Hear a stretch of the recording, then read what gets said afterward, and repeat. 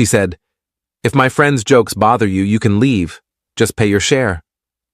I smiled, said, "All right," and walked out. They all thought I was joking, until their laughter died when they realized I had only paid for my meal. What happened next completely changed everything between us. I'm 32, work in financial consulting, and I thought I had my life figured out. Been with my girlfriend Emma for about 14 months. Met her at a mutual friend's barbecue, thought she was funny, smart, had her own career in marketing. We moved in together after 10 months, maybe too fast, but everything felt right at the time. Or I thought it did. Emma had this friend group from college, 5 women, all late 20s to early 30s, all unmarried except one. They called themselves the Coven, which I always found a bit eye-roll worthy but harmless. They met up every other weekend, usually at someone's apartment, sometimes at bars or restaurants. I'd met them a handful of times, birthday parties, group dinners, that sort of thing. They were always a bit cold to me, but I figured that's just how protective friend groups are. You know, the whole, no guy is good enough for our friend vibe. The thing is, whenever Emma came back from hanging out with them, she'd be different for a day or two. More distant, more critical. She'd make little comments about how I dressed, or how I wasn't as ambitious as I should be, or how I didn't get her sense of humor. I brought it up once, gently, and she laughed it off, said I was being paranoid. Then came last Friday. Emma told me the Coven wanted to do a group dinner at this upscale Italian place downtown, Marcello's, one of those spots where appetizers start at $18. She asked if I wanted to come. I said sure, thinking maybe if I spent more time with them, they'd warm up to me. Maybe I could finally crack whatever wall they'd built. Big mistake. We got there around 7 p.m. The reservation was under Sarah's name. She's the unofficial leader of the group, works in tech, always has this smug energy like she knows something you don't. The table was already half full when we arrived. Sarah, Madison, Becca, and Jen were there. The 5th member, Claire, was running late. Right away, I could feel the temperature drop when I sat down. Sarah gave me this tight smile and said, "Oh, you came. How nice." The way she said nice made it sound like the opposite. Emma either didn't notice or pretended not to. She immediately dove into conversation with Becca about some drama at Becca's office. I ordered a beer, tried to make small talk with Madison about the upcoming football season. She gave me one-word answers and kept looking at her phone. Jen didn't even acknowledge me. When Claire finally showed up 20 minutes later, she hugged everyone at the table except me. Didn't even make eye contact. The appetizers came. Bruschetta, calamari, this fancy burrata thing. We all shared. The wine was flowing. They ordered 2 bottles right off the bat. Emma was on her 2nd glass before our entrees even arrived, laughing loud at everything Sarah said. That's when the comments started. Sarah looked at me and said, "So Emma tells us you're still at the same company you were at when you guys met. No promotions or anything?"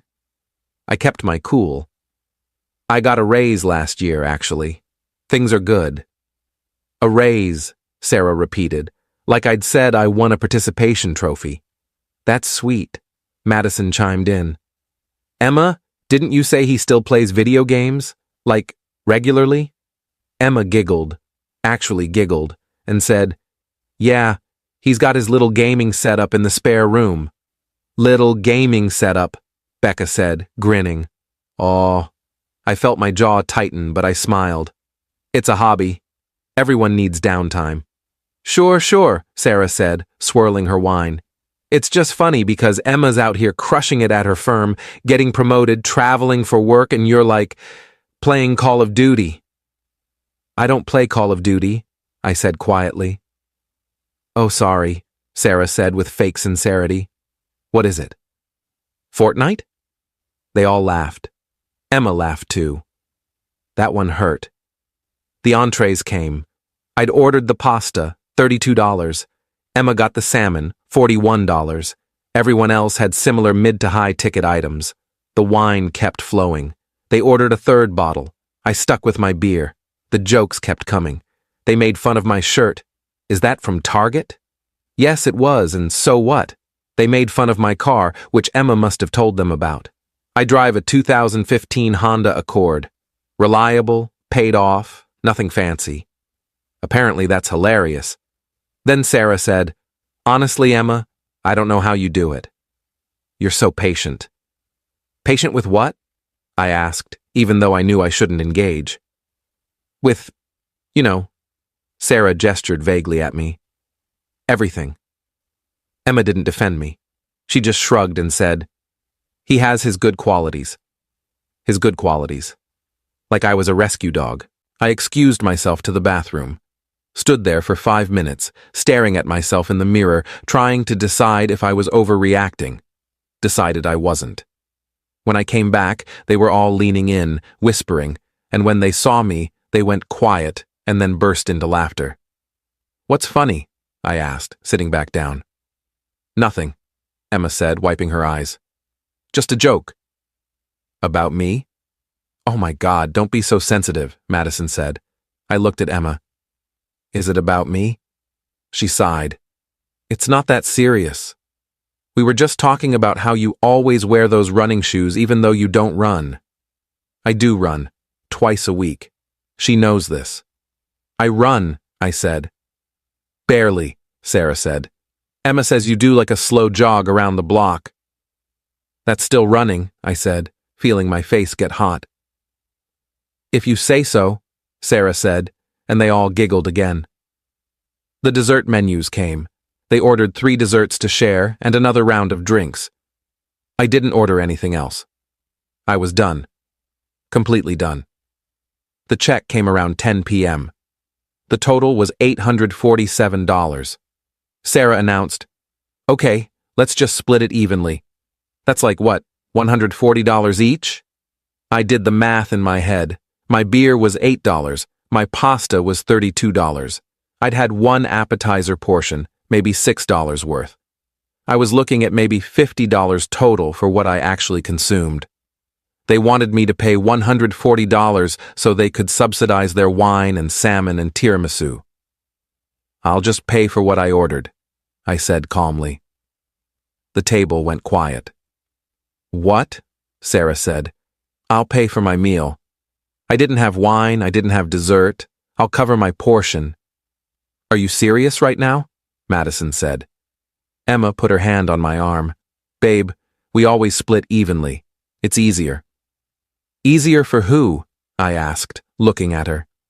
"I didn't drink 3 bottles of wine. Why would I pay for it?" "Because that's what adults do," Sarah said, her voice sharp now. "We don't nickel and dime our friends." "I'm not your friend," I said. "You've made that very clear tonight." Emma's face went red. "Oh my God, can you not do this right now?" "Do what? Pay for what I ate?" Jen finally spoke up. "This is so embarrassing." "Yeah," I said. "It really is." Emma leaned close and hissed in my ear. "If my friend's jokes bother you that much, you can leave. Just pay your share and go." I looked at her. Really looked at her. She was annoyed at me. Not at her friends for treating me like garbage for 3 hours, but at me for not taking it with a smile. I smiled, a real one. All right. I stood up, pulled out my wallet, counted out $50 in cash, and put it on the table. "That covers mine and a tip. Have a great night, ladies." I walked out, didn't look back. I sat in my car for a minute, half expecting Emma to come after me. She didn't. I drove home, our apartment, packed a bag with clothes and essentials, grabbed my laptop and my toothbrush, and drove to my buddy Chris's place. He and his wife let me crash in their guest room, no questions asked. Emma called me 4 times that night. I didn't answer. She texted, "Where are you? Are you serious right now? You're being childish." I turned my phone off and went to sleep. Update: one Saturday morning, I woke up to 23 missed calls and a string of texts from Emma. The tone had shifted. First text at 11 p.m. "You embarrassed me." Text at 1 a.m. "I can't believe you just left." Text at 3 a.m. We need to talk. Text at 9 a.m. Are you ignoring me? I finally responded around noon. I'm staying at Chris's. I need space. She called immediately. I answered. What the hell is wrong with you? She said, no greeting. What's wrong with me? Emma, your friends treated me like dirt all night and you laughed along with them. They were just joking. For 3 hours? Those weren't jokes, that was bullying. You're being dramatic, she said. And you embarrassed me in front of everyone by making a scene about the check. I made a scene? I calmly paid for my meal and left. You left me there to cover your portion. That stopped me. What? After you left, we recalculated and everyone still had to pay $140 each, but since you only left $50, someone had to cover the rest. I had to cover it. I paid almost $200 last night because of you. I laughed. Couldn't help it. Emma, that's not my problem. You wanted me to pay for food and drinks I didn't have. I paid for what I consumed. If you chose to cover the difference, that's on you. You're unbelievable, she said. Sarah's texting me nonstop about what an asshole you are. Good. Tell Sarah she's right. I am an asshole. An asshole who's not subsidizing her $60 worth of wine anymore. She hung up on me. Chris asked me what happened when I came out of the guest room. I told him everything. His wife, Amy, overheard and came into the living room. Wait, Amy said. She let her friends mock you all night and then got mad when you didn't pay for their expensive dinner? Yep. And she thinks you're the problem? Apparently. Chris shook his head. Man, I hate to say it, but that's not a good sign. I stayed at Chris's all weekend. Emma texted sporadically, mostly guilt trips. I thought you were more mature than this. Relationships are about compromise. You can't just run away when things get hard. Monday morning I went to work, tried to focus on spreadsheets and client calls. During lunch, I got a text from a number I didn't recognize. Hey, it's Claire. From dinner. Can we talk? I stared at my phone. Claire, the one who'd shown up late and ignored me. What could she possibly want? About what? I replied. About Friday. And Emma, please, just coffee. Against my better judgment, I agreed. We met Tuesday after work at a Starbucks near my office. Claire looked uncomfortable. She ordered a latte. I got black coffee. We sat in the corner. Look, she said, not making eye contact. I felt really bad about Friday. Okay, I said, waiting. Sarah can be a lot. And when Emma's around her, she gets like that too. They all do. It's this whole groupthink thing. That's not an excuse, I said. I know. I'm not making excuses.